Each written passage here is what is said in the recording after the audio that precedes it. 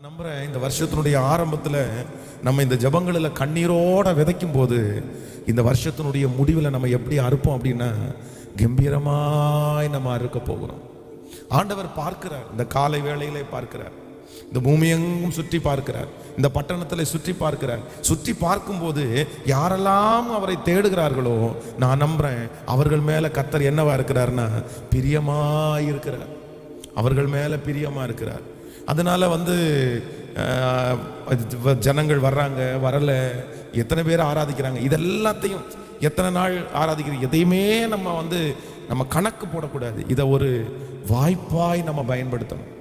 போதும் அப்படின்னு நினைச்சிடக்கூடாது. நம்ம தான் போன வருஷம் ஜெபம் பண்ணோமே, போன வருஷம் சத்தத்தை கேட்டோமே அப்படின்னு நினைக்கக்கூடாது.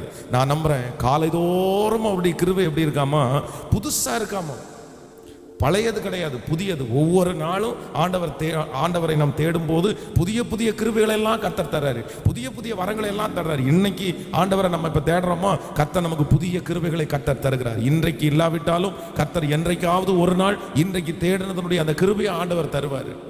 அதனால முழு மனதோட கூட இந்த வருஷத்தினுடைய துவக்கத்தில் ஆரம்பத்தில் உங்க பாதத்தை நாங்கள் பிடிக்கிறோம். ஆண்டவரே, எங்களை மீட்கிறதற்கு உங்களால முடியும், எங்களை தூக்கி எடுக்கிறதற்கு உங்களால முடியும். உலகம் எப்படி போகும் என்று நமக்கு தெரியாது, இனி இருக்கிற சிச்சுவேஷன் எப்படி அமையும்னு தெரியாது. ஆனால் நான் நம்புறேன் நாம் ஆண்டவரை தேடும் போது நம்மை விசேஷ விதமாய் நடத்துறதற்கு என் கர்த்தர் வல்லவராய் இருக்கிறார்.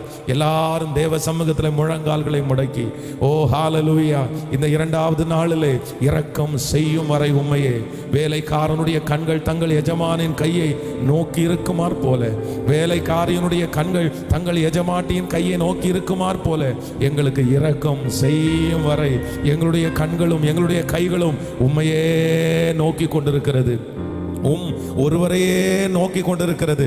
நீர் ஒருவரே நித்திய ஆனந்தம் உள்ள ஏக சக்கராதிபதி. உம்மை அல்லாமல் வேறு யார் எங்களை உயர்த்தக்கூடும், உம்மை அல்லாமல் வேறு யார் எங்களை ஆசீர்வதிக்க முடியும்? எங்களை மீட்டெடுக்கிற ஒரு சக்தி உம்மிடத்தில் மட்டும்தான் உண்டு. எங்களுக்கு இரக்கம் செய்கிற ஒரு வல்லமை உம்மிடத்தில் மட்டும்தான் உண்டு. ஆண்டவரே, உம்முடைய பாதத்தை பிடித்து நீ நடத்தி வந்த எல்லா பாதைகளுக்காக உமக்கு நாங்கள் நன்றி செலுத்துகிறோமப்பா. நீ நல்லவர் நல்லவர் நல்லவரப்பா. எங்களை தூக்கி எடுக்கிற நல்ல தேவன் நீர் தானே ஆண்டவரே. ஓ ஹalleluya. ஐயா ஏசையா, ஐயா ஏசையா, எங்களை மீட்க உம்மலாகும் ஐயா, எங்களை மீட்க உம்மலாகும் ஐயா. எல்லாரும் சொல்லுவோம் ஐயா, ஐயா ஏசையா, ஐயா ஏசையா, எங்களை மீட்க உம்மலாகும் ஐயா, எங்களை மீட்க உம்மலாகும் ஐயா. ஆமென். ஆம் ஆண்டவருடைய பிள்ளைகளே, வாய்ப்பு இருக்கோ இல்லையோ, சூழ்நிலைகள் சாதகமாக இருக்கோ இல்லையோ, நம்மை தூக்கி எடுக்கிறதற்கு ஒரே ஒருவரால முடியும்னு நம்ம நம்பணும். ஒருவேளை உங்களுடைய மனதில் ஒரு பெரிய கேள்விக்குறிகள் இருந்து கொண்டே இருக்கலாம்.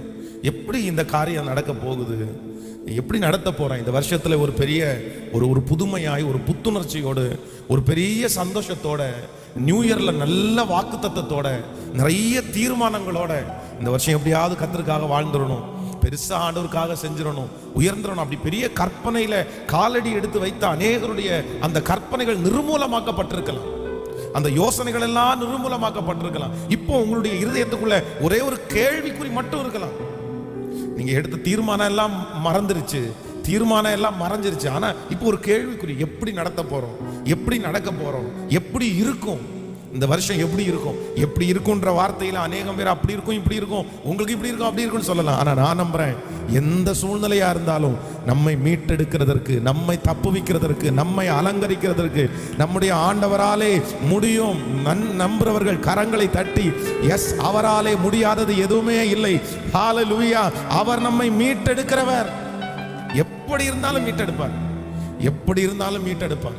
அதான் எல்லாரும் வந்து நோ நோ நோ அப்படின்னு சொன்னாலும் என் தேவனாகிய கர்த்தராலே எஸ் நான் செய்வேன் என்று கர்த்தராலே செய்ய முடியும், அவர் நடத்துவேன் என்று சொன்ன அவர்கிட்ட இருக்கிற அந்த ஹோப் ஒரு நாளும் குறையவே குறையாது. ஆமென். குழியில கிடக்கிற ஒரு மனுஷனை யாருமே பார்க்க முடியாத ஒரு சூழ்நிலை. வேதம் சொல்லுகிறது நெகேமியா குழிக்குள்ள இருக்கிறான். அந்த குழிக்குள்ள போடுவதற்கு முன்பாகவே தேசத்துல பெரிய பஞ்சம் உண்டாகிறது. அதான் அந்நிய நாட்டு ராஜா வந்து கொத்தளங்களை போட்டு இஸ்ரவேல் ஜனங்களை அடிமைப்படுத்தி ராஜாக்கள் வந்து யாரும் வெளியே போக முடியாது, உள்ள வர முடியாது, ஒரு மோசமான ஒரு சூழ்நிலை நடந்துட்டு இருக்குது. எரேமியா தீர்க்கதரிசி, இந்த தீர்க்கதரிசி என்ன சொல்லுவான் அப்படின்னு பார்க்கறதுக்காக ராஜா கூட்டிட்டு வர சொல்றாரு. இவர் நல்ல தீர்க்கதரிசி ஆனதுனால ஆண்டவர் உங்க மேல கோபமா இருக்கிறாரு, இந்த மாதிரிலாம் நடக்க போகுது அப்படின்னு சொன்ன உடனே ராஜாவுக்கு கோபம் வந்து ராஜா தூக்கி அவனை வந்து பாதாள ஒரு வெறும் குழிக்குள்ள போட்டுருவாரு. அவரை குழிக்குள்ள போடுறாங்களோ இல்லையோ அடுத்த நிமிஷத்துல இருந்து அந்த தேசத்தினுடைய செட்டப் அப்படியே சேஞ்ச் ஆகுது. அப்படின்னா யாருமே குழிக்குள்ள கிடக்கிற ஒரு மனுஷனை கவனிக்கவே முடியாத அளவுக்கு ஒரு பெரிய பிரச்சனை ஓடிட்டு இருக்குது. ராஜாவுக்கு விரோதமா வந்துட்டாங்க, ராஜாவை கொல்ல போறாங்க, ராஜாவுடைய பிள்ளையினுடைய கண்ணை பிடுங்க போறாங்க, இப்படி பெரிய பிரச்சனைக்குள்ள போறாங்க. இந்த குழிக்குள்ள போட்ட மனுஷனை யாருக்குமே தெரியாது. ஆனா வேதம் சொல்லுது அந்த குழிக்குள்ளே கிடந்த அந்த மனுஷனை கர்த்தர் கண்ணோக்கி பார்த்தார். ஆண்டவருடைய தொடுதல் அந்த மனுஷனுக்கு இருந்தது, ஆண்டவருடைய அன்பு அந்த மனுஷனுக்கு வெளிப்பட்டது. அதனால ஒரு மனுஷனை கர்த்தர் எழுப்புறாரு. இப்ப அந்த மனுஷனுக்கு அவனை எப்படியாவது குழியில இருந்து தூக்கி விடலான்னு ஆசை வருது. ஆனா என்னன்னா தூக்கி விடுற மாதிரி இன்ஸ்ட்ருமெண்ட் எதுவுமே இல்லை, ஒரு ஏணி இல்லை, ஒரு கயிறு இல்லை, என்ன பண்றதுன்னே தெரியல. ஆளை குழிக்குள்ள கிடக்குறான், எப்படி தூக்கி விடுறது? அப்பதான் அவனுக்கு ஒரு ஐடியா வருது. பழைய துணிகள் எல்லாம் கொஞ்சம் கிடக்குது, அந்த துணியெல்லாம் எடுத்து ஒன்னொன்னா கட்டி அதை குழிக்குள்ள போட்டு அந்த எரேமியாவை அந்த குழியிலிருந்து அவர் தூக்கி விடுறாரு. அப்ப நான் நம்புறேன் அவங்களுடைய வேலைகளை பார்த்து நீங்க குழிக்குள்ள இருந்தாலும் என் கர்த்தருடைய கண்கள் மட்டும் நம்ம மேல படுமையானால் அந்த எரேமியாவுக்கு அனுப்புன ஒரு கயிறு இந்த வருஷம் நமக்காக அனுப்பப்படும். எரேமியாவை தூக்கி எடுக்கிறதற்கு ஒரு மனுஷனை கர்த்தர் அனுப்புவாரே ஆனால் நமக்கும் ஒரு மனிதனை கர்த்தர் அனுப்புவார். உலகத்தினுடைய மனிதனுடைய ஞாபகத்துல நம்ம இருக்க வேண்டாம், சொந்தங்களுடைய ஞாபகத்துல நம்ம இருக்க வேண்டாம், ஆனால் கர்த்தருடைய ஞாபகத்திலே நாம் இருப்போமே ஆனால் நமக்காக கர்த்தர் அற்புதங்களை செய்வார். நம்புறவங்க கைய மேல உயர்த்தி ஆண்டவரே எனக்கு அந்த அற்புதம் நடக்கணும். ஓ ஹalleluya ஐயா ஏசையா, சத்தத்தை உயர்த்தி ஐயா ஏசையா எங்களை மீட்க உம்மலாகும் ஐயா. நாங்க நம்புற ஆண்டவரே எங்களை மீட்க உம்மலாகும் ஐயா. திராணிக்கு மேலாக சோதிக்கப்பட என்னை விடவே மாட்டி, திராணிக்கு மேலாக சோதிக்கப்பட என்னை விடவே மாட்டி, தாங்கிடும் பலன் தந்து தப்பி செல்ல வாடி செய் என்னை நடத்துவி, தாங்கிடும் பலன் தந்து தப்பி செல்ல வழி செய்து என்னை நடத்துவி ஐயா ஏசையா. சத்தமா சொல்லிக்கொண்டே ஐயா ஏசையா எங்களை மீட்க உம்மலாகும் ஐயா. நாங்க உங்களை நம்புறோம் ஆண்டவரே, நாங்க உங்களை விசுவாசிக்கிறோம் ஆண்டவரே. எங்களுக்கான அந்த கயிறு, எங்களுக்கான அந்த உதவி, எங்களுக்கான அந்த மனிதன் அனுப்பப்படுவாராக ஐயா ஐயா இயேசுவே ஐயா ஏசையா எங்களை மீட்க உம்மலாகும் ஐயா, எங்களை மீட்க உம்மலாகும் ஐயா. திராணிக்கு மேலாக சோதிக்கப்பட என்னை விடவே மாட்டி, திராணிக்கு மேலாக சோதிக்கப்பட என்னை விடவே மாட்டி, தாங்கிடும் பலன் தந்து தப்பி செல்ல வழி செய்து என்னை நடத்துவி சொல்லுங்க எல்லாரும். தாங்கிடும் பலன் தந்து தப்பி செல்ல வழி செய்து என்னை நடத்துவி, என்னை நடத்துவி ஐயா ஏசையா. ஓ ஐயா அப்படியே ஜெபமா இந்த காலை வேளையில கர்த்தர் இறங்குறார். இந்த 2வது நாள் ஆண்டவர் இறங்குறார். இந்த வருஷம் எனக்காக ஒரு பாதையை காண்பிக்கிற கர்த்தர், என்னை வழிகளிலே நடத்துகிற கர்த்தர், என்னை வெற்றி அடைய செய்கிற கர்த்தர், என் மத்தியிலே இருக்கிறவர், என்னோடு கூட வருகிறவர், எனக்காக அற்புதங்களை செய்பவர், எனக்காக உதவிகளை அனுப்புவர், எனக்காக ஜனங்களை ஏற்படுத்துகிறவர். அவர் பெரியவர் ஐயா ஏசையா. எங்களை மீட்க உம்மலாகும் ஐயா, எங்களை மீட்க உம்மலாகும் ஐயா. எங்களை மீட்க, எங்களை மீட்க உம்மலாகும், எங்களை மீட்க, எங்களை மீட்க உம்மலாகும் ஐயா. சொல்லுவோம் ஐயா. பாதை இல்லாத இடங்களிலே எங்களுக்காக பாதைகளை ஏற்படுத்துகிறவர் நீர்தானே ஆண்டவரே. வழி இல்லாத இடங்களிலே எங்களுக்காக வழியை திறக்கிற தேவன் நீர்தானே ஆண்டவரே. எங்கள் காலங்கள் எல்லாம் உம்முடைய கரத்தில் அல்லவோ இருக்கிறது, எங்களுடைய திட்டங்கள் எல்லாம் உம்முடைய கரத்தில் அல்லவோ இருக்கிறது. எங்களை ஆச்சரியமாய் நடத்துகிறவர், எங்களை ஆச்சரியமாய் நடத்துகிறவர், எங்களை மீட்க உம்மலாகும். சத்தமா சத்தமா முழு இருதயத்தோடு கூட எங்களை மீட்க உம்மலாகும் ஐயா.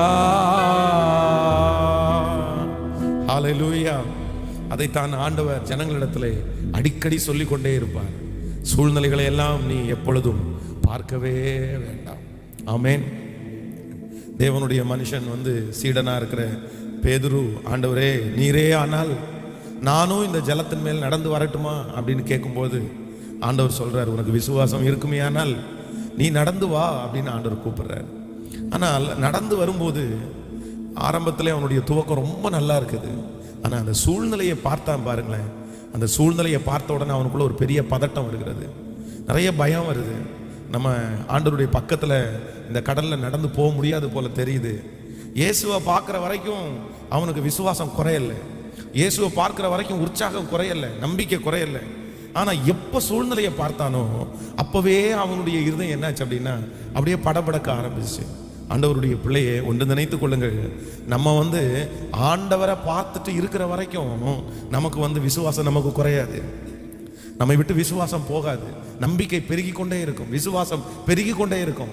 ஆனால் எப்போ நம்ம ஆண்டவரை பார்க்கறத நிறுத்திட்டு பிரச்சனைகளை எல்லாம் பார்க்கறதுக்கு ஆரம்பிக்கிறோமே அப்பொழுதே நம்ம கொஞ்சம் கொஞ்சமாக என்ன பண்ணுவோம்னா மூழ்கிட்டே இருப்போம். அதனால் நம்ம இந்த காலை வேளையிலே ஒரு முடிவு தேவை. ஆண்டவர் நம்மிடத்தில் என்ன பேசுறார் அப்படின்னா, என்னை நோக்கிப்பார், என்னை நோக்கிப்பார். அப்போ நம்ம பிரச்சனைகளையும் சூழ்நிலைகளையும் எதிராய் நிற்கிற அந்த ஜல பிரவாகத்தையும் நம்ம பார்க்கறதில்லை, வானத்தையும் பூமியையும் படைத்த உன்னதமான கர்த்தரையே நோக்கி பார்க்க போகிறோம். இன்றைக்கு இந்த ஜெபத்தில் இந்த 2வது நாள் தேவ சமூகத்தில் வந்திருக்கிற நம்முடைய எல்லாருடைய வாழ்க்கையிலையும் ஒருவேளை இன்றைக்கு இந்த சூழ்நிலையிலே உங்கள் கண்களுக்கு முன்பாக பெரிய பர்வதங்கள் சுற்றி நிற்கலாம். ஆனால் ஆண்டவர் சொல்றார், என்னை நோக்கி பாருங்கள், அப்பொழுது பிழைப்பீர்கள். உங்கள் கண்கள் யாரை நோக்கி பார்க்கணும்னா கர்த்தரையே நோக்கி பார்க்கணும். வேற எந்த சூழ்நிலையும் நினைக்க கூடாது, வேற எந்த சூழ்நிலையும் உங்களுடைய கண்களுக்கு முன்பாய் கொண்டு வந்து விடவே கூடாது.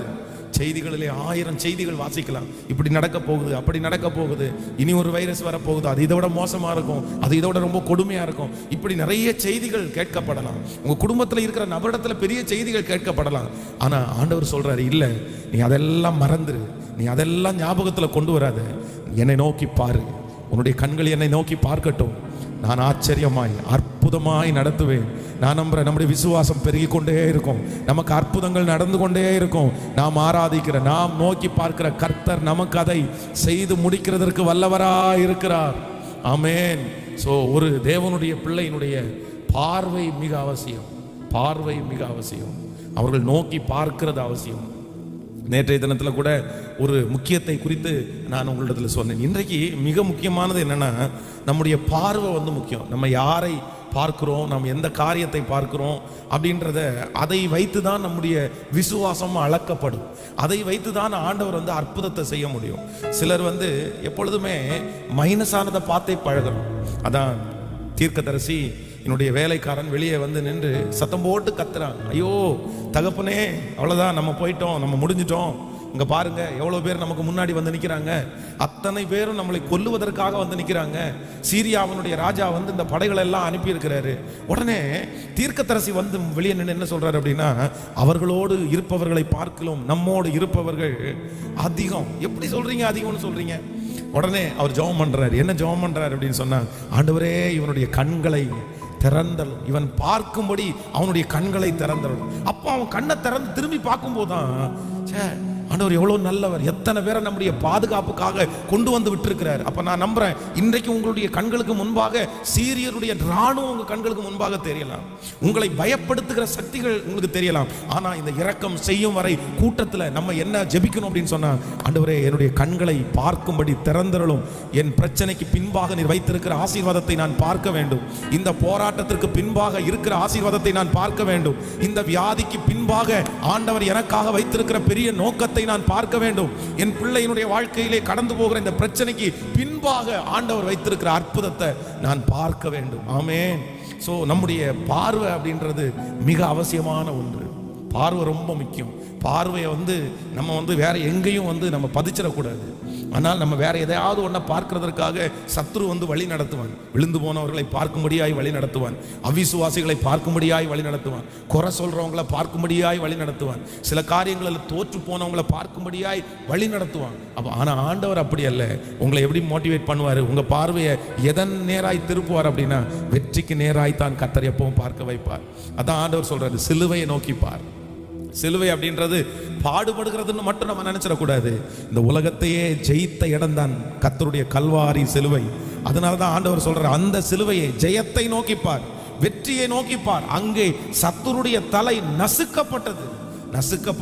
இன்றைக்கு எல்லாரும் கேட்க போறோம், ஆண்டவரே என்னுடைய கண்களை திறந்தருளும், ஆண்டவரே என்னுடைய கண்களை திறந்தருளும். என்னுடைய கண்ணு அவிசுவாசத்தை தான்ப்பா பார்த்துட்டு இருக்குது, என் பையனுடைய பலவீனத்தை தான்ப்பா பார்த்துட்டு இருக்குது, என் பொண்ணுடைய பலவீனத்தை தான் பார்க்குது, எனக்கு சுற்றி நடக்கிறதான் பார்க்குது. ஆனா நீங்க வச்சிருக்கிற ஆசீர்வாதத்தை என் கண்கள் காணும்படி என் கண்களை திறந்தருளும். ஆமென் சொல்லுங்க.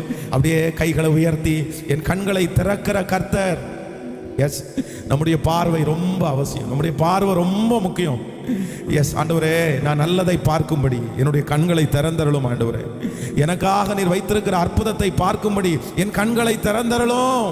எனக்காக நீர் செய்ய போகிற மகா பெரிய அந்த வெற்றி, ஆமென். இன்றைக்கு என்னுடைய மா பிசைகிற தொட்டியில அது குறைவா இருக்குது, அதுல மாவு இல்லை, அதுல எண்ணெய் இல்லை. ஆனால் நான் நம்புறேன், நிறைந்து வழிகிற அநேகருக்கு பிரயோஜனமா இருக்கிற பஞ்சகாலம் முழுவதும் என்னை போஷிக்கிற அந்த தொட்டியை நான் பார்க்கணும். அப்படி பார்க்கிறதுக்கு என் கண்களை திறந்தருளும். சத்தத்தை உயர்த்தி, திறந்தருளும் ஆண்டவரே, திறந்தருளும். எங்களுடைய கண்களை திறந்தருளும் ஆண்டவரே. இந்த கால வேளையில எங்களுடைய கண்களை திறந்தருளும் ஆண்டவரே. எங்க எல்லாருடைய கண்களையும் திறந்தருளும் ஆண்டவரே. எங்களுடைய கண்களை திறந்தருளும். எங்களை மீட்க உம்மலாகும், எங்களை மீட்க உம்மலாகும் ஐயா. ஹல்லேலூயா. ஆண்டவருடைய பிள்ளைகளே, எஸ், இந்த இரண்டாவது நாள் ஆண்டவர் அந்த மாதிரி ஒரு எச்சரிப்பை தான் தர்றாரு. உன்னுடைய பார்வை மிக முக்கியம். ஆண்டவரே, நான் பார்க்கும்படி என் கண்களை திறந்தருளும், என் கண்களை திறந்தருளும். ஆமென். அந்த தரிசன பார்வை, அந்த தூர பார்வை, ஆண்டவருடைய பார்வை, அது நமக்கு எல்லாருக்கும் வேணும்னு நீங்க ஒவ்வொரு நாளும் நான் இந்த மாதிரி ஒரு ஜெப குறிப்பை உங்கள்கிட்ட சொல்லி அதுக்கப்புறம் செய்திக்கு நான் போகிறேன்னு ஆசைப்பட்றேன். அப்போ இன்னைக்கு இந்த 2வது நாள் நம்ம ஜெபிக்கக்கூடிய ஜெபக்குறிப்பு என்னன்னா, என் கண்களை திறந்தருளும் ஆண்டவரே. நான் நம்புகிறேன் எல்லாருடைய ஆசையும் விருப்பம் என்ன அப்படின்னு சொன்னால், கோலியாத்தை ஜெயிக்கிறது தான் எல்லாருடைய ஆசை, எல்லாருடைய விருப்பம். சவுல் ராஜாவுக்கும் அதான் ஆசை, தாவீதினுடைய சகோதரர்களுக்கும் அதான் ஆசை. ஆனால் எல்லாருக்கும் ஒரு பயம். எதை குறித்து ஒரு பயம் அப்படின்னா, அவனுடைய உயரம், அவனுடைய கையிலே இருக்கிற பட்டயம் ஈட்டி, அவனுடைய தலையில இருக்கிற தலை சீரா, அவனை பார்த்த உடனே ஒரு பயம் வருது. அதான் அவன் முன்னாடி 10 அடி வந்தான்னா இவங்க பின்னாடி 10 அடி போறாங்க. அவனை பார்த்த உடனே ஒரு பயம் வருது. யாராலையுமே அதுக்கு மிஞ்சி எதுவுமே பார்க்க முடியல. ஆனா நான் நம்புறேன், அதே இடத்துல தாவீது என்கிற ஒரு மனிதன், எல்லாரோட வயசு கம்மி, எல்லாரோட உயரம் கம்மி, சிறியவன், இளைஞன். அதான் அந்த சவுல் சொல்லும்போது சொல்றாங்க, நீயோ இளைஞன் அப்படிங்கிற ஒரு சின்ன பையன். அவன் யுத்த வீரன் கிடையாது, சின்ன பையன். ஆனா எல்லாருடைய பார்வைக்கும் அவனுடைய பார்வைக்கும் பெரிய வித்தியாசம். அவன் என்ன பார்க்கறான் அப்படின்னு சொன்னா, எப்ப நீ எவ்வளவு பெரிய ஆளா இருக்கலாம், ஆனா உனக்கு பின்னாடி இன்னொருத்தர் இருக்கிறாரு, அவர் நான் ஆராதிக்கிற கர்த்தர், அவர் உன்னை விட பெரியவர், அவர் உன்னை விட பெரியவர். அவருக்கு முன்னாடி, எனக்கு முன்னாடி நீ பெரிய ஆளு, ஆனா அவருக்கு முன்னாடி நீ ஒன்னும் பெரிய ஆள் கிடையாது. இப்போ அவனுடைய பார்வை தேவனை பார்த்ததுனால, பிரச்சனையை பார்க்காம கர்த்தரை பார்த்ததுனால, அந்த பிரச்சனையை மேற்கொள்ளக்கூடிய ஒரு தைரியம் அவனுக்குள்ள வருது பாருங்க. இன்னைக்கு நீங்க தைரியமற்று போயிருக்கலாம். அப்ப எப்பவுமே இந்த வருஷத்துல ஆரம்பத்திலிருந்து முடிகிற வரைக்கும் நீங்க எதைத்தான் பார்க்கணும் அப்படின்னு சொன்னா, இல்லாமையோ குறைவையோ பலவீனத்தையோ பார்க்க கூடாது, ஆண்டவரை மட்டும்தான் நோக்கி பார்க்கணும். அல்லேலூயா. அந்த தாவீதுனுடைய அபிஷேகம் நம்ம எல்லாருக்குமே இருக்கணும், அது வேண்டும். நம்ம மனிதர்களா இருக்கிறதுனால அது தூரமா இருக்கு நமக்கு. நம்முடைய கண்ணு, மாம்ச கண்ணு பார்த்தீங்க அப்படின்னு சொன்னா அந்த குறைவே பார்த்து பார்த்து பார்த்து பார்த்து பழகிருச்சு. அதான் 5 அப்பத்தையும் 2 மீன்களையும் கொண்டு இங்கே ஒரு இங்கே ஒரு சின்ன பையன் இருக்கிறான், அவனுடைய கையில 5 அப்பங்களும் 2 மீன்களும், வேற ஒண்ணுமே இல்லை. அந்த அந்த அந்த 5 மீனையும் 5 அப்பத்தையும் 2 மீனையும் கையில எடுக்கும்போது எல்லா சீசர்களும் என்ன பார்த்திருப்பாங்க அப்படின்னு சொன்னா, இதை கொண்டு என்னத்தை பெருசா செய்ய போறோம், இது இந்த குழந்தையே சாப்பிட்றதுக்கு சரியா இருக்கும், அவங்க அம்மா கொடுத்து விட்டது, அது அவனுக்குரிய சாப்பாடு.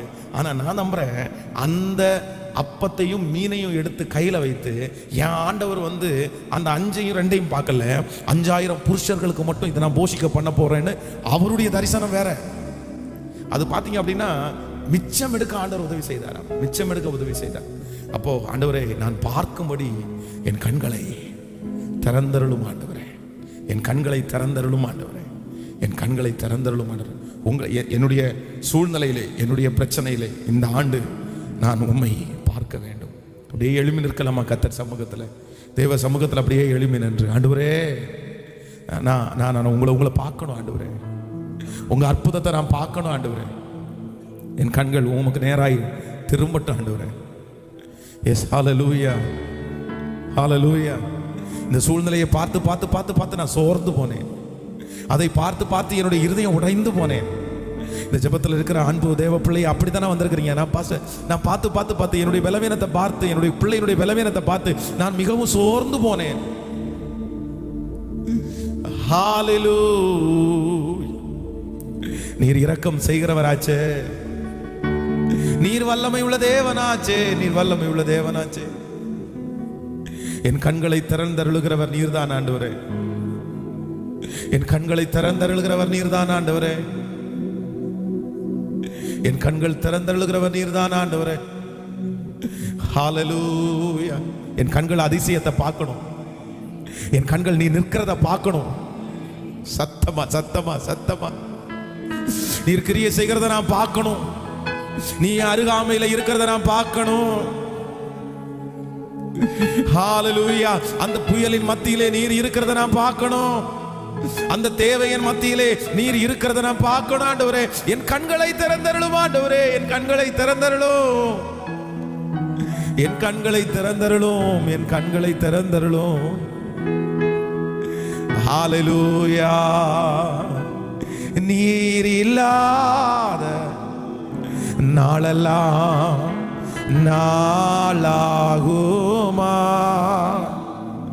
நீர் இல்லாத வாழ்வெல்லாம் வாழ்வாகுமா, நீர் இல்லாத நாளெல்லாம் நாளாகுமா? நீர் இல்லாத வாழ்வெல்லாம் வாழ்வாகுமா? எனது ஆற்றலும் நீயாவாய், எனது வலிமையும் நீயாவாய், எனது ஆற்றலும் நீயாவாய், எனது வலிமையும் நீயாவாய், எனது அரணும் நீயாவாய், எனது அரணும் நீயாவாய், எனது கோட்டையும் நீயாவாய், எனது கோட்டையும் நீயாவாய். நீர் இல்லாத நாளாகுமா? நீர் இல்லாத வாழ்வெல்லாம் இயேசுவே, நீர் இல்லாத நாள் நீ நாளாகாது. ஓ வாழ்வாகுமா? நீங்க இல்லாத நாளெல்லாம் நாளாகுமா? நீங்க இல்லாத வாழ்வெல்லாம் வாழ்வாகுமா? நான் உம்மை பார்க்கணும், இப்பவே நான் பார்க்கணும், உம்மோடு நான் இருக்கணும், நான் உம்மை பார்க்கணும். ஆம் தகப்பனே, இந்த இரண்டாவது நாள் நாங்க உங்க சமூகத்துல தேடி வந்திருக்கிறது எங்கள் கண்களை உம்மை நாங்கள் பார்க்கும்படி, நீர் எங்களுக்காக ஆயத்தம் பண்ணி வைத்திருக்கிற அந்த அற்புதத்தை காணும்படி, இந்த சூழ்நிலையிலே நீர் எங்களை நடத்துகிற அந்த பாதையை நாங்கள் பார்க்கும்படி, எங்களுக்காக வைத்திருக்கிற அந்த பெரிய வெற்றியை பார்க்கும்படி, அப்பா உங்க திரு சமூகத்தில் நாங்கள் வந்திருக்கிறதுக்கு, ஆண்டவர் நிற்கிறதுக்கு எங்கள் கண்களை நாங்கள் இப்பொழுது கடந்து போகிற இந்த சூழ்நிலை, கடந்து போகிற இந்த பிரச்சனையிலே ஆண்டவரே, நாங்கள் உங்களை பார்க்கிறதற்கு, நீங்க வச்சிருக்கிற அற்புதத்தை பார்க்கிறதற்கு, இன்றைக்கு இந்த காலை வேளையிலே எங்களுடைய கண்களை திறந்தருளும், எங்கள் கண்களை திறந்தருளும். சத்தமா ஒரு 10 விசை கேட்கலாம், பார்க்கலாம். கையை உயர்த்தி சொல்லுங்க, இயேசுவே எங்களுடைய கண்களை திறந்தருளும். எஸ் எஸ், அப்படிதான். Yes yes yes. இந்த வருஷம் நான் உங்களை பார்க்கணும் ஆண்டவரே, நான் உங்களை பார்க்கணும் ஆண்டவரே. எஸ், ஹalleluya ஹalleluya ஹalleluya. நான் உங்களை பார்க்கணும், நீங்க செய்ய போற அற்புதத்தை பார்க்கணும். ரந்தல ரந்தர ஓல பௌரியா கதர ரிதலர லத்தனரோல ரம்தனேர. எனக்காக நீர் செய்து முடிக்க போகிறதை நான் பார்க்கும்படி என்னுடைய கண்களை திறந்தருளும் ஆண்டவரே. எனக்காக செய்ய போகிறதை பார்க்கும்படி என் கண்களை திறந்தருளும். என் பிள்ளைக்காக நீர் செய்ய போகிறதை பார்க்கும்படி என் கண்களை திறந்தருளும். என் கண்களை திறந்தருளும். என் கண்களை திறந்தருளும். எஸ், உங்க கிருபையின் கரங்களிலே எங்களை தாழ்த்துற ஆண்டவரே, எங்களை முழுவதுமாய் வெறுமையாக்குறோம். எங்களோடு நீர் பேசுகிறவர். இயேசுவின் மூலம் ஜெபம் எடுக்கிறோம் நல்ல பிதாவே. ஏசாயா எழுதின, உட்காருவோம். ஏசாயா எழுதின தீர்க்க தரிசன புஸ்தகத்திலே ஒரு வசனத்தை, இன்றைக்கு ஆண்டவர் நமக்கு கொடுக்கிற ஒரு நல்ல வாக்குத்தத்த வசனத்தை வாசிக்க போகிறோம். ஏசாயா எழுதின தீர்க்க தரிசன புஸ்தகம் 30வது அதிகாரத்திலே 26வது வசனத்தை எல்லாரும் சேர்ந்து வாசிக்க போகிறோம். ஏசாயா எழுதின தீர்க்க தரிசன புஸ்தகம் 30வது அதிகாரத்திலே 26வது வசனத்தை எல்லாரும் சேர்ந்து நம்ம வாசிக்கலாம்.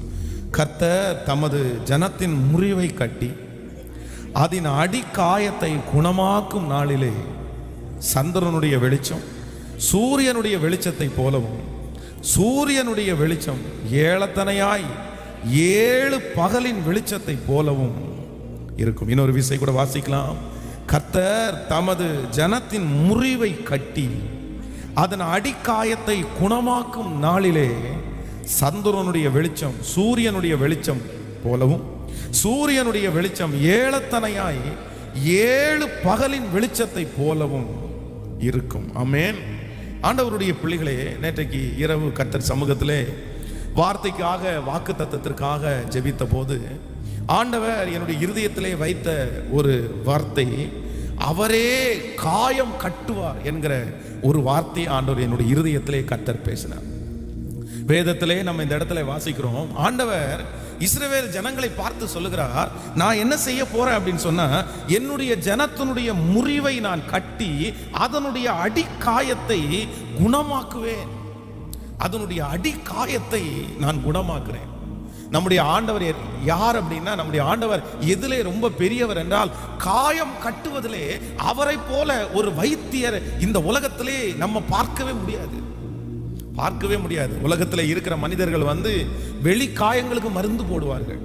வெளி காயங்களை அவர்களாலே சுகமாக்க ஒருவேளை முடியும். ஆனா நான் நம்புறேன், உள் காயங்களை நிறைய பேரால குணமாக்க முடியாது. டாக்டர்களால குணமாக்க முடியாது, மனிதர்களால குணமாக்க முடியாது. ஆனா ஆண்டவர் வாக்கு கொடுக்கிறாரு, உன்னுடைய காயங்களை நான் ஆற்றுவேன் என்று வாக்கு கொடுக்கிறார். நம்முடைய ஆண்டவராகிய கர்த்தர் யார் என்றால், நம்முடைய காயங்களை ஆற்றுகிற கர்த்தர். இந்த 2022 வருடம் எந்த வருடம் என்றால், உங்கள் முறிவை கட்டி உங்களுடைய காயங்களை குணமாக்குற, உங்களுடைய காயங்களை மறக்க பண்ணுகிற ஒரு ஆண்டு தான் இந்த ஆண்டு. கர்த்தர் இந்த ஜெபத்தில் இந்த சத்தத்தை கேட்கிற அநேகருடைய காயங்களை கர்த்தர் ஆற்ற போகிறார். அதுவும் வேதம் இந்த இடத்துல சொல்லும் போது சொல்லுகிறது, அதனுடைய அடிக்காயத்தை நான் ஆற்றுவேன். யாருக்குமே தெரியாம மறைஞ்சு ரொம்ப வருஷமாய் தன்னுடைய மனதிலே இருக்கிற காயம். சிலர் வெளியிலே சந்தோஷமா இருந்தாலும், வெளியிலே சிரித்தாலும், உள்ள நிறைய பேர் அவங்கள காயப்படுத்திட்டாங்க. பொதுவாக நம்ம நேசிக்கிற மனிதர்கள் நம்மை காயப்படுத்துவார்கள், வார்த்தைகளால காயப்படுத்துவாங்க. நமக்கு ஒன்றும் இல்லாமல் இருக்கும்போது அந்த இல்லாத காரியத்தை குறித்து காயப்படுத்துவார்கள், நம்முடைய கேரக்டரை வச்சு காயப்படுத்துவாங்க. அதே போல இன்றைக்கு இந்த ஜெபத்தில் இருக்கிறவங்க, நீங்க ஏதோ ஒரு காயத்தை சுமந்து கொண்டு வரலாம். கடந்த வருஷம் அந்த காயத்தை சுமந்தலாம், அது ஆறாத ஒரு தழும்பா இருக்கலாம். எந்த காரியத்தினாலையும் அந்த காயத்தை ஆற்ற முடியாமல் இருக்கலாம். ஆனா கர்த்தர் வாக்கு கொடுக்கிறாரு, இல்லை மகளே, இல்லை மகனே, இந்த வருஷம் நீ பட்ட காயங்கள் ஆறுகிற வருஷம். அந்த மனுஷனுடைய வார்த்தையினாலே நீ பட்ட காயங்கள் மாறுகிற வருடம். உன் பிள்ளைக்காய் கொண்டிருக்கிற அந்த காயங்களை கர்த்தர் இந்த வருடம் மாற்ற போகிறார். அவர் ரண வைத்தியர், அவர் பெரிய டாக்டர், அவர் காயங்களை கட்டுகிறவர். ஹல்லேலூயா. உன்னுடைய காயங்களை எல்லாம் அவர் ஆற்றுவேன். அவருடைய தழும்புகளால் ஆண்டவர் ஆற்றுகிறவர். நீங்கள் லூக்கா எழுதின சுவிசேஷத்திலே வாசிக்கும் போது வேதம் சொல்லுகிறது, நம்முடைய ஆண்டவருக்கு நல்ல ஒரு பேர் அங்கே கொடுக்கப்பட்டிருக்கிறது. அவர் யார் அப்படின்னா, அவர் காயம் கட்டுகிறவர். லூக்கா எழுதின சுவிசேஷம் 10ஆம் அதிகாரம் நீங்கள் 30வது வசனத்திலிருந்து வாசிக்கும் போது வேதம் சொல்லுகிறது, எருசலேமில் இருந்து ஒரு மனிதன் எரிகோவுக்கு போகும்போது கள்ளர் கையில் அகப்பட்டான். கள்ளர் கையில் அகப்பட்ட அவனை குற்றுயிராய் விட்டு போகிறார்கள்.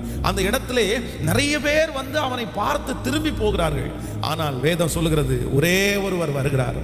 அவர் ஒரு நல்ல எஜமானன். அவர் அவருடைய வாகனத்தை விட்டு இறங்கி அவனை தூக்கி எடுத்து அவனுடைய காயங்களுக்கெல்லாம் எண்ணெய் போட்டு, வேதம் சொல்லுது, சத்திரக்காரனுடைய கையிலே கொண்டு போய் கொடுத்து, இவனுக்கு இனியும் அதிகமா ஏதாவது செலவானால் நான் தருகிறேன் அப்படின்னு சொல்லி கொண்டு போறார். ஒரு நல்ல சமாரியன். நான் நம்புறேன், அந்த ஆண்டவரை தான் நம்ம ஆராதிக்கிறோம். அப்போ நம்முடைய ஆண்டவருக்கு ஒரு பெரிய பேர் இருக்குது. நம்முடைய ஆண்டவர் எதுல சிறந்தவர் அப்படின்னு சொன்னா, அவரை மாதிரி வேற யாரும் என்ன பண்ண முடியாதுன்னா நம்முடைய காயங்களை கட்ட முடியாது. ஆமென்.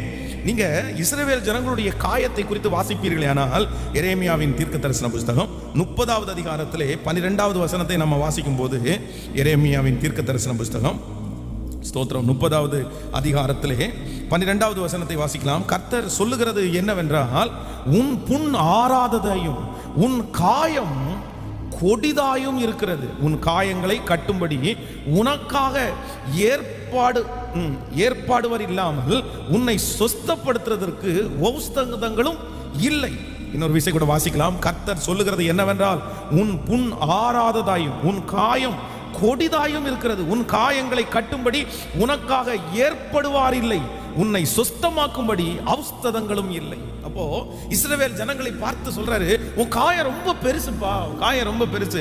ஆனா அந்த காயத்தை குணமாக்கும்படி ஏற்படுவார் யாருமே இல்லை. ஒருத்தருமே இல்லை. உன்னை சொஸ்தமாக்கும்படி ஒரு உதவியும் ஒரு ஔஷதமும் உனக்கு இல்லை அப்படின்றார். இன்னைக்கு இந்த வசனத்தினுடைய நிலைமை தான் நிறைய ஆண்டவருடைய பிள்ளைகளுக்கு இருக்கிறது. அவருடைய காயம் கொடிதா இருக்கிறது. அந்த காயத்தை கட்டுவதற்கு யாரும் இல்லை. இன்னும் கொஞ்சம் காயப்படுத்துறதுக்கு தான் ஆள் இருக்காங்க. ஏற்கனவே உங்களை காயப்படுத்திட்டாங்க. ஆனா கணவனார் காயத்தை கட்டுவார் அப்படின்னு நினைச்சா இன்னும் கொஞ்சம் வேதனைப்படுத்துறாங்க. மனைவி காயத்தை கட்டுவாங்க அப்படின்னு நினைச்சா இன்னும் கொஞ்சம் வேதனைப்படுத்துறாங்க.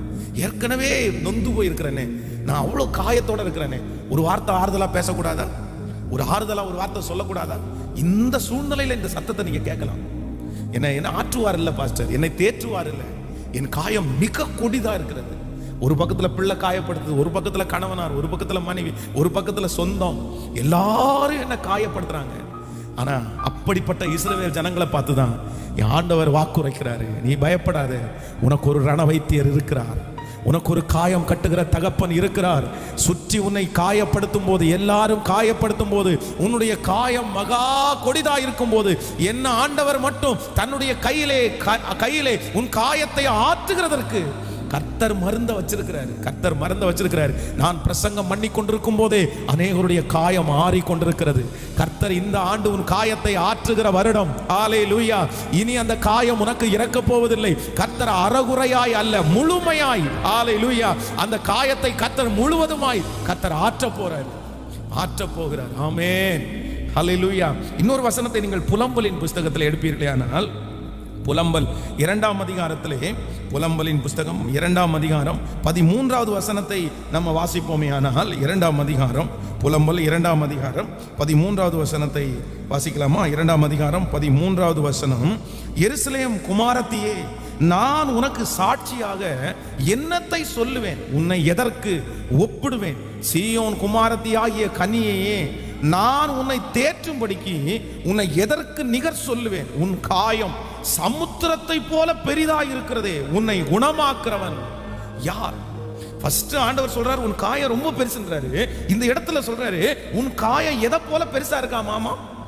சமுத்திரத்தை போல உன் காயம் பெருசா இருக்குது. சரி, எவ்வளவு அப்போ இஸ்ரவேல் ஜனங்கள் எவ்வளவு காயப்பட்டிருப்பாங்க பாருங்க. ஒரு காலத்துல ரொம்ப நல்லா இருந்தவங்க அவருடைய கீழ்ப்படியாமையினாலே, அவர்கள் ஆண்டவரை தேடாததுனால, ஆண்டவருக்கு முக்கியத்துவம் கொடுத்ததுனால இப்ப கர்த்தர் கைவிட்டுட்டாரு. எல்லாரும் காயப்படுத்த ஆரம்பிச்சிட்டாங்க. அவங்க காயம் சமுத்திரத்தை போல இருக்குது அப்படின்னா அதை குணமாக்கவே முடியாது.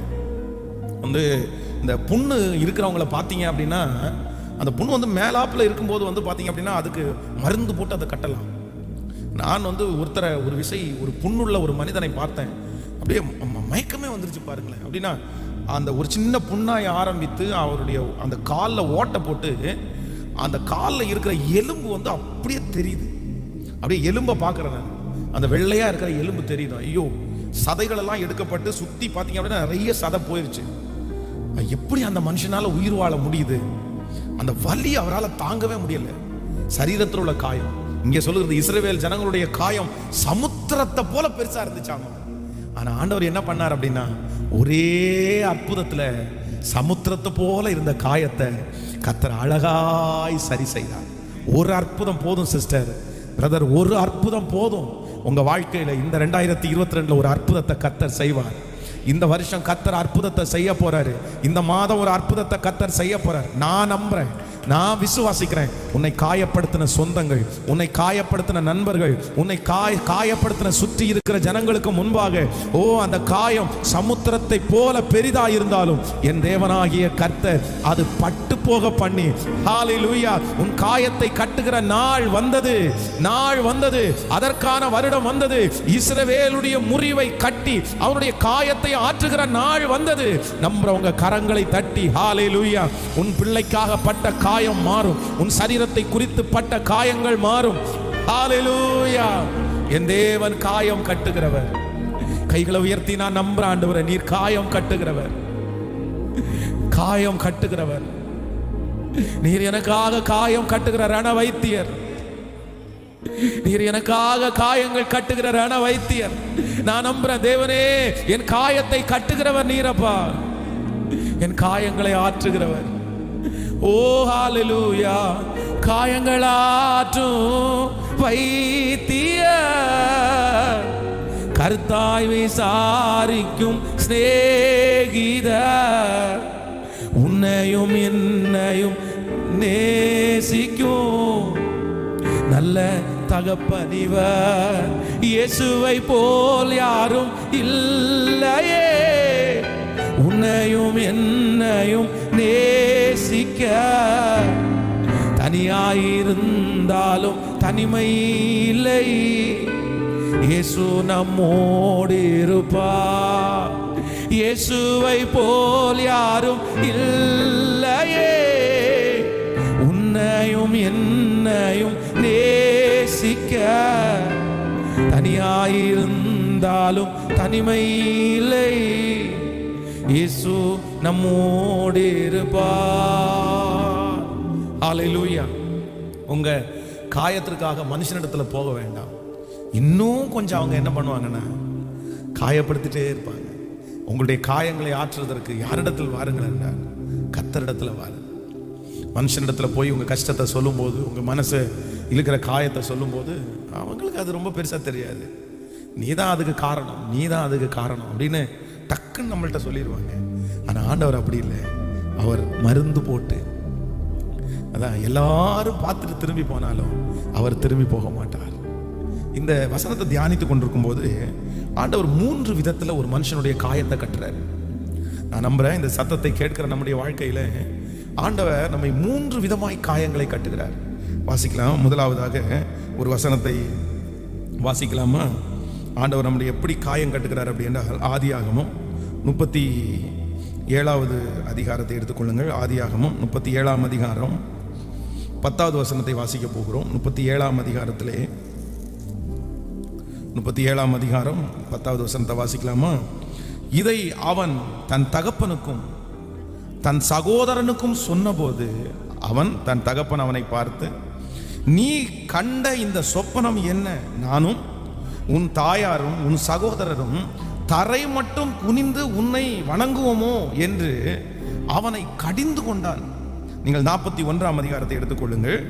41ஆம் அதிகாரத்திலே 15வது வசனத்தை வாசிக்கலாமா? 41ஆம் அதிகாரம் 15வது வசனம். பார்வோன் யோசேப்பை நோக்கி, ஒரு சொப்பனம் கண்டேன், அதன் அர்த்தத்தை சொல்ல ஒருவனும் இல்லை.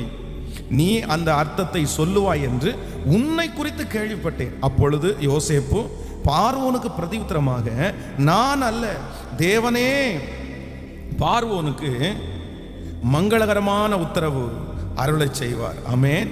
கர்த்தருடைய பிள்ளைகளே, ஒன்று இந்த இடத்துல வாசிக்கிறோம். இந்த யோசேப்பை அவனுடைய சகோதரர்கள் காயப்படுத்துறாங்க. எதை வைத்து காயப்படுத்துறாங்க அப்படின்னு சொன்னா, அவன் பார்த்த சொப்பனத்தை வைத்து அவனை காயப்படுத்துறாங்க. வேற எதுவும் இல்லை. அவன் சொப்பனத்தை பார்த்து தன்னுடைய சகோதரர்கள், தன்னுடைய தகப்பனும் தாயும் தான் பார்த்த அந்த சொப்பனத்தை அவங்களத்துல விளக்கமா சொல்லும் போது எல்லாருமே நீ என்ன பெரிய சொப்பனக்காரனா? அவனை குழிக்குள்ள போடும்போது கூட எதை வச்சுதான் அவங்க பேசுறாங்க அப்படின்னா, இதோ சொப்பனக்காரன் வருகிறான். அவனுடைய பட்ட பேரே சொப்பனக்காரன் வச்சுட்டாங்க.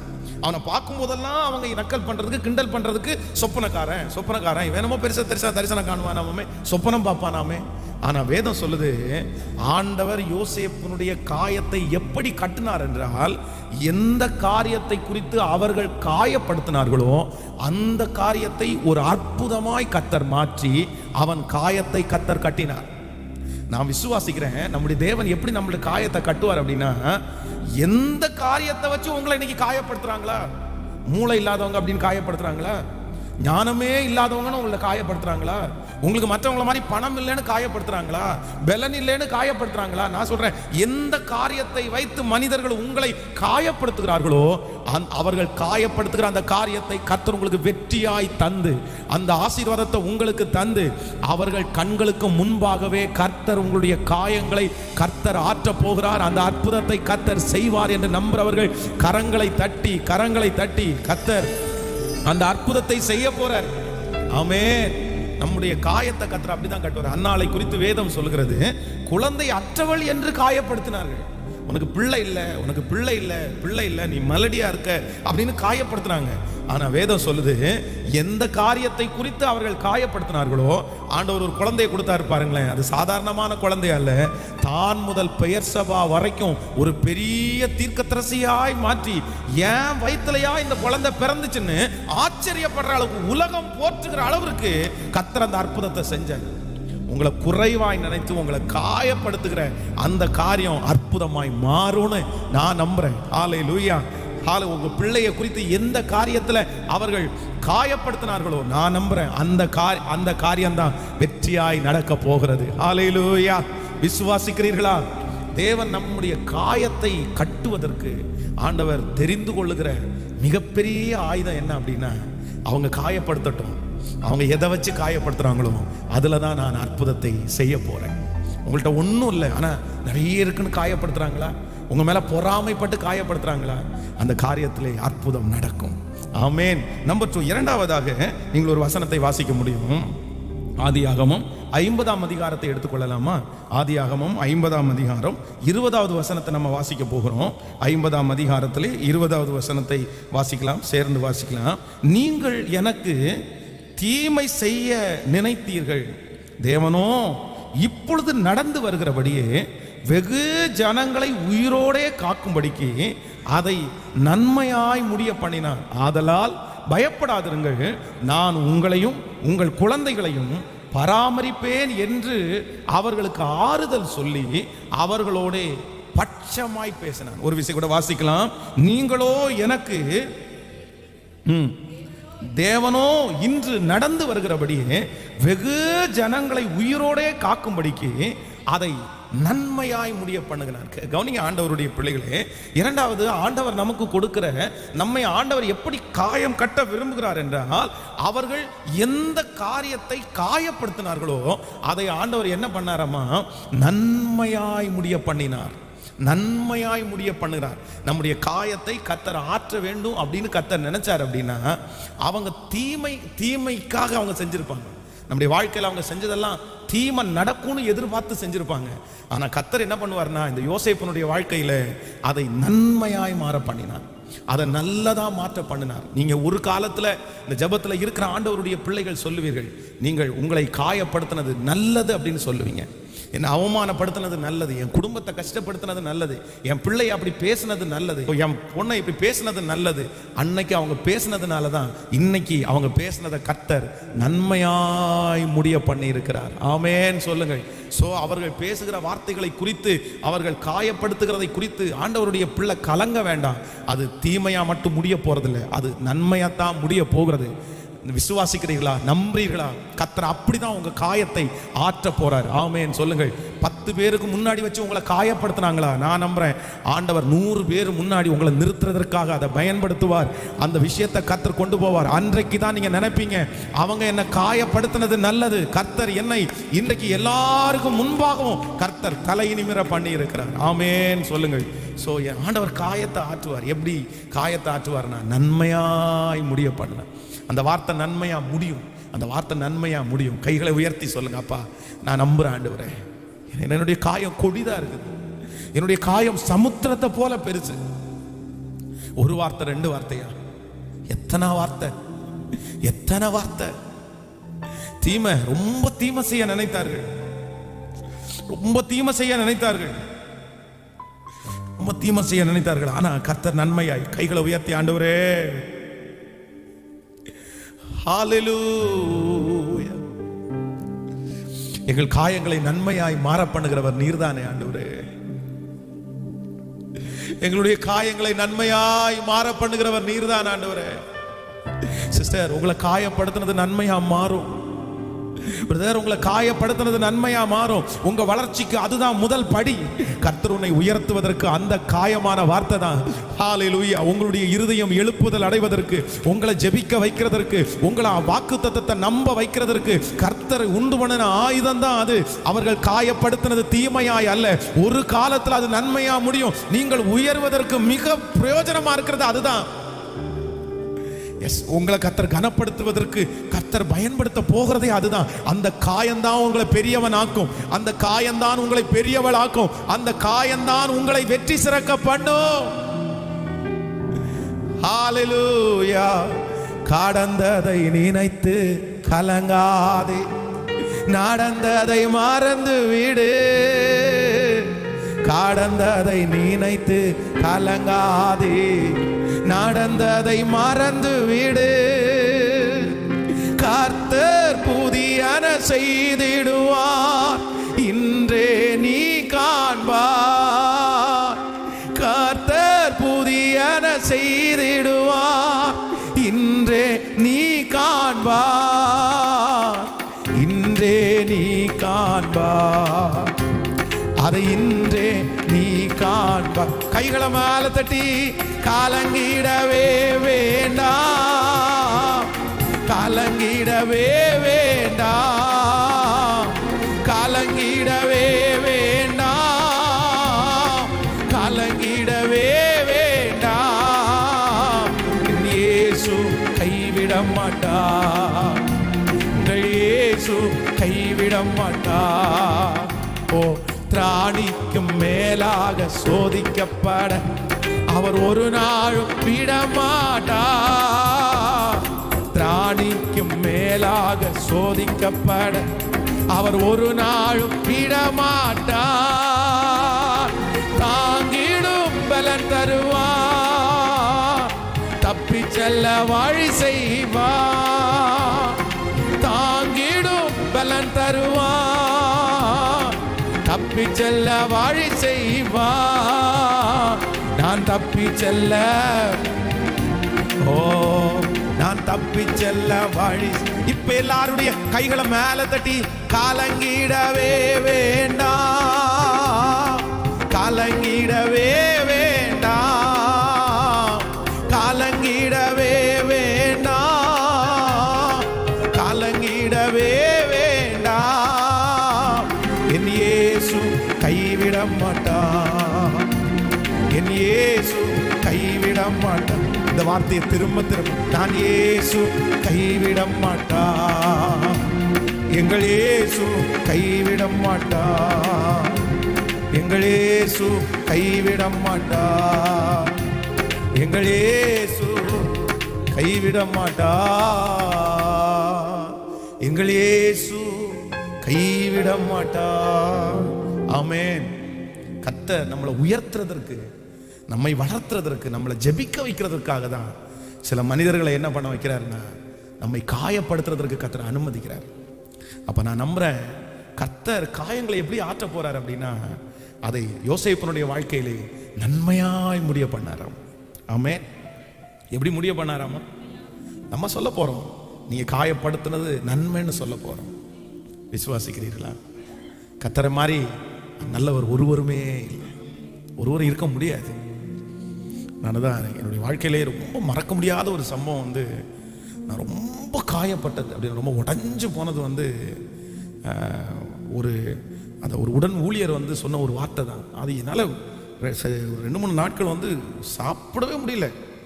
அந்த வார்த்தை வந்து திரும்ப திரும்ப வந்துட்டே இருந்துச்சு. ரொம்ப காயப்பட்டேன். சரி, இப்படி சொல்லிட்டாங்களே, இப்படி சொல்லிட்டாங்களே. இத்தனைக்கும் அவருக்கு எல்லாமே பண்ணினது நான் தான். திருமணம் பண்ணி வச்சது, அவரை வந்து அவர் ஸ்டார்ட் பண்ணும்போது டிப்ரெஷனில் தான் உள்ளே என்ட்ரே ஆனார். அப்புறம் அவருக்கு டிப்ரெஷனுக்கு அவருக்கு கவுன்சிலிங் கொடுத்து, அவருக்கு நிறைய பொறுப்புகளை கொடுத்து, அவரை ரொம்ப என்கேஜாக வச்சு போகிற பக்கம்லாம் அவரை கூட்டிகிட்டு போய் இந்த மாதிரி அப்படி பார்த்தேன். அவர் ரொம்ப காயப்படுத்திட்டார். யாருமே அது வரைக்கும் சொல்லக்கூடாத வார்த்தையை அவர் சொல்லிட்டார்.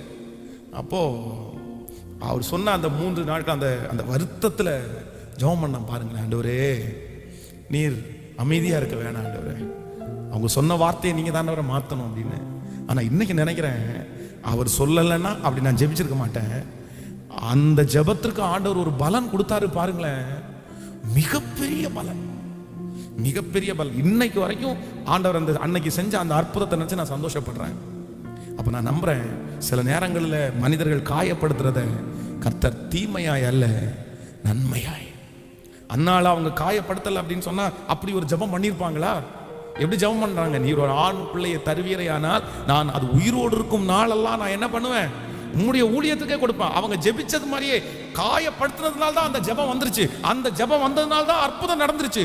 சோ காயப்படுத்தினது தீமை அல்ல, காயப்படுத்தினதை நன்மையாய் முடிக்கிற கர்த்தர். ஜெபத்துல இருக்கிற என் அன்பு கர்த்தருடைய பிள்ளையை அதை நன்மையா தான் கர்த்தர் முடிக்க போறார், நன்மையா தான் முடிக்க போறாரு. அப்போ காயப்படுத்தட்டும். நான் சொல்றேன், ஒரு பெரிய சாமுவேலை கர்த்தர் உங்களுக்கு தரப்போகிறார், பெரிய உயர்வை கர்த்தர் உங்களுக்கு தரப்போகிறார். நீங்க நினைப்பதற்கும் வேண்டுவதற்கும் அந்த காயம்தான் உங்களை ஜெபிக்க வைக்கிறது. உங்க ஜெபம் அப்படியே கேட்கப்படும்.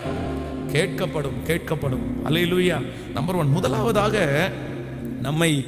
நமக்கு ஆண்டவர் நம்முடைய காயத்தை எப்படி ஆற்றுவார்னா, எந்த காரியத்தை வச்சு காயப்படுத்தினாங்களோ அந்த காரியத்தை வெற்றியா மாற்றுவார். நம்பர் 2, இரண்டாவதாக அவர்கள் நம்முடைய காயங்களை ஆற்றுவதற்கு கர்த்தர் எடுக்கிற இரண்டாவது வெற்றி என்ன அப்படின்னு சொன்னா, அவர்கள் படுத்தின அந்த காயத்துல நன்மையாய் முடிய பண்ணுவார். மூன்றாவதாக ஒரு வசனத்தை கூட நம்ம வாசித்து முடிக்க போறோம். ஆதியாகமம் 41வது அதிகாரத்தை எடுத்துக்கொள்ளுங்கள். 41ஆம் அதிகாரத்திலே இந்த யோசேப்பு ஆண்டவர் எப்படி இந்த காயத்தை மறக்க பண்ணுகிறார். 41ஆம் அதிகாரம் 51வது வசனத்தை வாசிக்கலாம். 50. யோசேப்பு என் வருத்தம் யாவையும் என் தகப்பனுடைய குடும்பம் அனைத்தையும் நான் மறக்கும்படி தேவன் பண்ணினார் என்று சொல்லி மூத்தவனுக்கு மனாசே என்று பெயரிட்டான். இன்னொரு விஷயம் கூட வாசிக்கலாம். யோசேப்பு என் வருத்தம் யாவையும் என் தகப்பன் குடும்பம் அனைத்தையும் நான் மறக்கும்படி பண்ணினார் என்று சொல்லி மூத்தவனுக்கு மனாசே என்று பெயரிட்டான். கையை உயர்த்தி ஒரு ஹல்லேலூயா சொல்லுங்க. ஆண்டவர் சொல்றாரு. நம்பர் 3, மூன்றாவதாக ஆண்டவர் நம்முடைய காயத்தை ஆற்றுவதற்கு மூணாவது எடுக்கிற ஒரு மிகப்பெரிய ஆசீர்வாதம் என்னன்னா, அந்த காயங்களை மறக்கிற மாதிரி ஒரு அற்புதத்தை கர்த்தர் செஞ்சாராமா. ஆமேன் சொல்லுங்க. நீங்க நினைக்கலாம் அந்த காயம் வந்து ஆறாது, அது மறக்காது அப்படின்னு நினைக்கலாம். அது நினைச்சா இன்னைக்கு நினைவு வந்து கொண்டே இருக்கலாம். ஆனா நான் நம்புறேன் கர்த்தர் ஒரு உயர்வை உங்களுக்கு தருவார். கர்த்தர் ஒரு பெரிய வெற்றியை தருவார். அவங்க உங்களை படுத்தின காயம் அது மறந்துடும். அவங்கள பார்க்கும்போது உங்களுக்கு ஞாபகம் வராது. அவங்கள பார்க்கும்போது உங்களுக்கு யோசிக்கலான்னு தோணாது. இன்றைக்கு ஒருவேளை அவர்களை பார்க்கும்போது இப்படி காயப்படுத்திட்டாங்களே, இப்படி சொல்லிட்டாங்களேன்னு உங்களுடைய இருதயத்தில் திரும்ப திரும்ப அந்த வார்த்தை வந்து கொண்டே இருக்கலாம். ஆனால் சத்தத்தை கேட்கிற ஆண்டவருடைய பிள்ளைகளை, கர்த்தர் உங்களிடத்தில் பேசுகிறார். தேவன் உங்களை ஆசீர்வதிக்க போறாரு. எப்படி ஆசீர்வதிப்பாருன்னா, அந்த வருத்தம் யாவையும் அந்த காயத்தை மறக்கிற அளவிற்கு, ஹல்லேலூயா, நினைத்தால் கூட நினைவு வராத அளவிற்கு கர்த்தர் ஒரு அற்புதத்தை, ஒரு உயர்வை, ஒரு வெற்றியை உங்களுக்கு தந்து அந்த காயத்தை மறக்க பண்ணுகிற ஆண்டு இந்த ஆண்டு. கர்த்தர் மறக்க பண்ண போறாரு. அப்படி ஒரு அற்புதம் நடக்க போகிறது. அப்படி ஒரு உயர்வு நம்மை தேடி வரப்போகிறது. அப்படி ஒரு ஆசீர்வாதத்தை கர்த்தர் நமக்கு தர போகிறார். ஹல்லேலூயா. உன் மாமியார் உனக்கு விரோதமாய் உன்னை படுத்தின காயம் மறக்கும். கணவனார் உங்களுக்கு பேசின அந்த காயங்கள் மறக்கும். சுற்றி இருக்கிற சொந்தங்கள் பேசின அந்த காயங்கள் உங்களுக்கு மறந்து போகும். ஏன்னா அந்த அளவுக்கு ஒரு உயர்வை கர்த்தர் இந்த ஆண்டு தருவேன் என்று வாக்கு கொடுக்கிறார். நம்முடைய ஆண்டவர் யாருன்னா, காயங்களை ஆற பண்ணுகிறவன். இந்த ஜெபத்தில் இருக்கிற நிறைய பேருடைய காயங்கள் இன்னைக்கு ஆறி இருக்குது. அது நினைச்சா கூட அவங்க அவ்வளவு மோசமானவங்க, அவ்வளவு உங்களை கடினப்படுத்தினாங்க. ஆனால் இன்னைக்கு அவங்கள பார்க்கும்போது உங்களுக்கு அப்படி தோணவே இல்லை. பாருங்களேன், அவங்க படுத்தின காயமான வார்த்தைகள் எல்லாம் மறைஞ்சிருச்சு இல்லை, அது நினைவு வரல. ஏன் அப்படின்னா, நான் நம்புறேன் ஆண்டவர் உங்களை எப்படி உயர்த்தினார் அப்படின்னா, எட்டாத உயரத்தில் கர்த்தர் உங்களை உயர்த்தினார். இன்னைக்கு கர்த்தர் உங்களை ஆசீர்வதிச்சிருக்கிறாரு. அதனால தான் அவங்க பேசினதெல்லாம் நமக்கு என்ன பண்ணிருச்சுன்னா மறந்துருச்சு. ஆண்டவருடைய பிள்ளையே, நீங்க பேசினதெல்லாம் ஞாபகம் உங்களுக்கு வர்றதுக்கு காரணம், இன்னும் கர்த்தர் உங்களை உயர்த்தல, இன்னும் கர்த்தர் உங்களை ஆசீர்வதிக்கல. ஆனா கர்த்தர் வாக்கு கொடுக்கிறாரு. ரொம்ப நாள் ஆண்டவர் அமைதியா இருக்க மாட்டாரு. ரொம்ப நாள் ஆண்டவர் சும்மா இருக்க மாட்டாரு. நான் நம்புறேன் கர்த்தர் இந்த வருஷத்துல நியாயம் செய்வார். கர்த்தர் இந்த வருஷத்துல உங்களுக்காக எழும்பி நிற்பார்.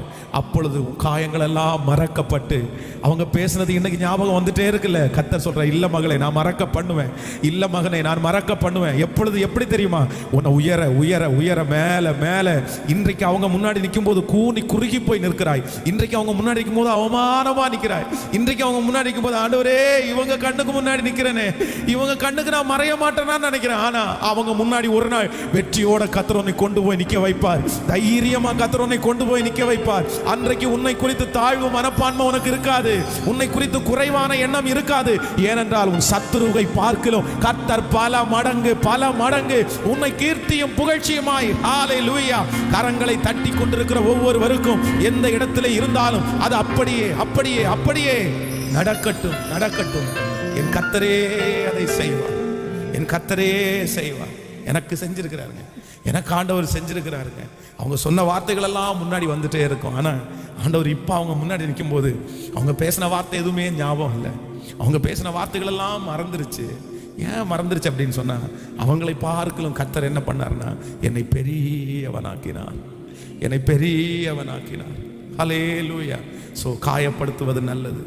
அப்போ ஆண்டவர் இன்னைக்கு வாக்கு கொடுக்கிறார். இன்னைக்கு இந்த இரண்டாவது நாள் கர்த்தர் வாக்கு கொடுக்கிறார். நானே உன் காயங்களை ஆற்றுவேன், அவரே காயம் கட்டுவார்.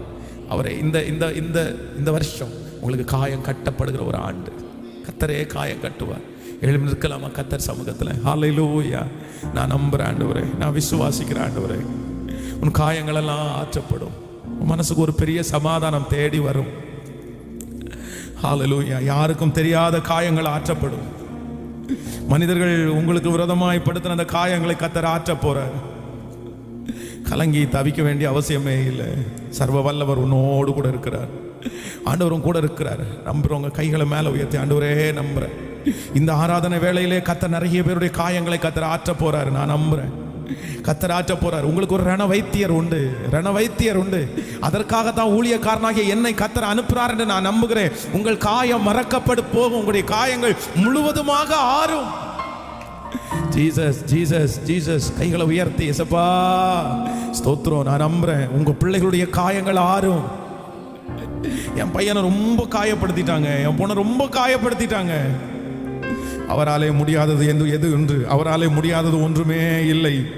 சொல்லுங்க சொல்லுங்க, ஸ்தோத்திரம் ஸ்தோத்திரம் ஸ்தோத்திரம் ஸ்தோத்திரம் ஸ்தோத்திரம். ஆண்டவரே முடியும், உங்களால முடியும் ஆண்டவரே, உங்களால முடியும் ஆண்டவரே. திராணிக்கு மேலா எங்களை சோதிக்கப்பட விட மாட்டீங்க ஆண்டவரே. தாங்கிடுறதுக்கு பலன் கொடுக்கிறவர் நீர்தானே ஆண்டவரே. அப்பா, எங்களுடைய காயங்களை எல்லாம் ஆற்றுகிறவர் நீர்தான் ஆண்டவரே. ஓ நன்றி. காலங்கிடவே வேண்டாம், காலங்கிடவே வேண்டாம், காலங்கிடவே வேண்டாம், காலங்கிடவே வேண்டாம். என் இயேசு கைவிட மாட்டான். கரங்களை தட்டி பாடுவோம். இயேசு கைவிட மாட்டான். காலையில் மகனே அழுகின்றாயோ, மாலையில் அகமகிழ்வான். காலையில் மகனே அழுகின்றாயோ, மாலையில் அகமகிழ்வான். நித்திய பேரானந்தம் உங்கள் தலை மேலே, நித்திய பேரானந்தம் இந்த ஆண்டு உங்கள் தலை மேலே. அது உங்கள் தலை மேலே, அது உங்கள் பிள்ளைகள் தலை மேலே. உங்க குடும்பம், உங்க குடும்பத்தின் தலை மேலே. இப்ப கைய மேல தட்டி காலங்கிடவே வேண்டாம். இயேசுவே, கெட்டவள் அப்படின்ற அந்த பேர் மாறட்டும், ஏழை அப்படின்ற அந்த பேர் மாறட்டும். ஹல்லேலூயா. என் பிள்ளைகளுடைய கேரக்டரை வச்சு கிண்டல் பண்ணாங்களே ஆண்டவரே, என் பிள்ளைகளுடைய குறையை வச்சு கிண்டல் பண்ணாங்களே ஆண்டவரே. ஒன்னும் இல்லைன்னு சொல்லி தானே கிண்டல் பண்ணாங்க, ஒன்னும் இல்லைன்னு சொல்லி தானே காயப்படுத்தினாங்க. சந்தோஷமா இருக்க விடல, மகிழ்ச்சியா இருக்க விடல. இப்பொழுது இஸ்ரவேலுடைய ரண வைத்தியர் உங்க கையில அந்த தைல குப்பியை எடுத்துட்டு வாங்கப்பா, வாங்கப்பா, ஜெபிக்கிற இடத்துல வாங்கப்பா. உங்களை தவிர வேற யார் காயம் கட்ட முடியும்? எங்க காயம் கொடியது, எங்க காயம் ரொம்ப பெருசு, எங்க காயம் சமுத்திரத்தை போல பெருசா இருக்குது. உங்களை தவிர வேற ஒருவரும் இந்த காயத்தை கட்ட முடியாது. ஜெபிக்கிறவங்க ஜெபிங்க. ஓ ஹல்லேலூயா. கைவிட மாட்டான் இயேசு, கைவிட மாட்டான். நல்லதோர் போராட்டம் போராடுவோம், விசுவாசம் காத்துக்கொள்வோம். நல்லதோர் போராட்டம் போராடுவோம், விசுவாசம் காத்துக்கொள்வோம். நீதின் கிரீடோ எனக்கு உண்டு, நேசர் வருகையில் தந்திடுவார். நீதின் கிரீடோ உங்களுக்கு உண்டு, நேசர் வருகையில் தந்திடுவார். என் நேசர் வருகை தந்திடுவார், என் நேசர் வருகை தந்திடுவார். காலங்கிடவே வேண்டாம். ஜெபிக்கிறவங்க ஜெபிங்க. ஹல்லேலூயா. காலங்கிட இயேசுவே, இயேசுவே, நானே உன் காயங்களை ஆற்றுவேன், காயங்களை ஆற்றுவேன். இஸ்ரவேலின் ரண வைத்தியரே, இஸ்ரவேலின் ரண வைத்தியரே, இஸ்ரவேலின் ஜெயபலமானவரே, இப்போ இப்போ இப்போ இப்போ இந்த ஆண்டு காயங்களை ஆற்றுகிற ஆண்டா மாறட்டும் ஆண்டவர். காயத்திற்கு மருந்து போடுகிற ஆண்டாக மாறட்டும் ஆண்டவர். நீங்க சொன்னீங்கல்லப்பா, சொன்னீங்கல்லப்பா, அது அப்படியே என் பிள்ளைகளுக்கு நிறைவேற்ற வாரும், நிறைவேற்ற வாரும், நிறைவேற்ற வாரும். என் இயேசு கைவிட மாட்டார், என் இயேசு கைவிட மாட்டார், என் இயேசு கைவிட மாட்டார். எங்கள் இயேசு, எங்கள் இயேசு, எங்கள் இயேசு கைவிட மாட்டார். எஸ், ஹalleluya. அவரே காயம் கட்டுவார். அவர் நல்ல சமாரியன், அவர் நல்ல சமாரியன். அவர் காயப்பட்டிருக்கிறவங்களுடைய காயத்தை பார்த்துட்டு சும்மா போறவரே இல்லை, சும்மா போறவரே இல்லை. இஸ்ரவேலுடைய அடிக்காயத்தை நான் ஆற்றுவேன். பல வருஷமா, பல மாதமா ஆறப்படாத காயம். நான் சாகிற வரைக்கும் இந்த காயத்தை யாராலும் ஆற்ற முடியாது அப்படின்னு நினைச்ச காயங்கள், கர்த்தருடைய ஆவியானவர் வாக்கு கொடுக்கிறார், இல்ல இந்த வருஷத்துல அந்த காயத்தை ஆற்றுகிறது மாதிரி நான் ஒரு அற்புதத்தை உங்களுக்கு நான் செய்வேன். காயத்தை ஆற்றுகிறது மாதிரி ஒரு அற்புதம் நடக்கும், அற்புதம் நடக்கும். என் பிள்ளை காயப்பட்டு காயப்பட்டு மனதளவே பாதிக்கப்பட்டுச்சு பாஸ்டர். எஸ், மனநலமே பாதிக்கப்பட்டுச்சு. என்ன காயப்படுத்தினது பரவாயில்ல, என் பிள்ளையும் சேர்ந்து காயப்படுத்துறாங்களே.